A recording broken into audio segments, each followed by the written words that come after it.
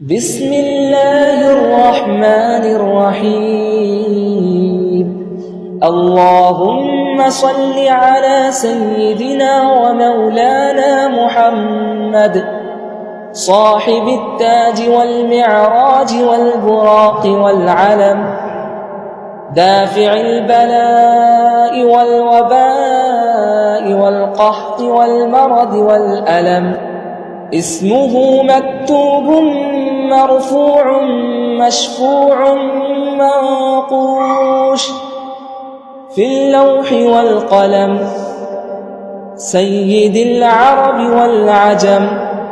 جسمه مقدس معطر مطهر منور في البيت والحرم، شمس الضحى بدر الدجى صدر العلا نور الهدى، كهف الورى مصباح الظلم، جميل الشيم شفيع الأمم، صاحب الجود والكرم.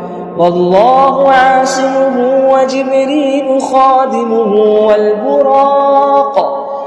والبراق مركبه، والمعراج سفره،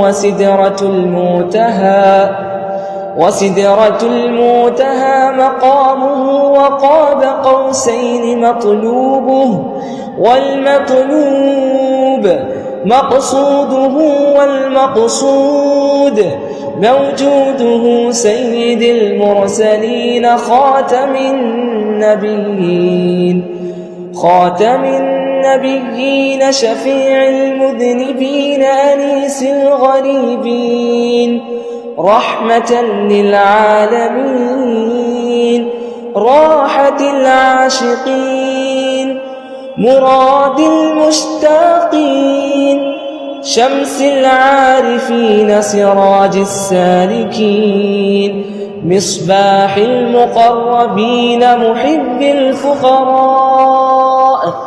محب الفقراء والغرباء والمساكين، سيد الثقلين نبي الحرمين إمام القبلتين، وسيلتنا في الدارين صاحب قاب قوسين، محبوب رب المشرقين ورب المغربين، جد الحسن والحسين، مولانا ومولى الثقلين أبي القاسم محمد بن عبد الله، نور من نور الله. يا أيها المشتاقون بنور جماله صلوا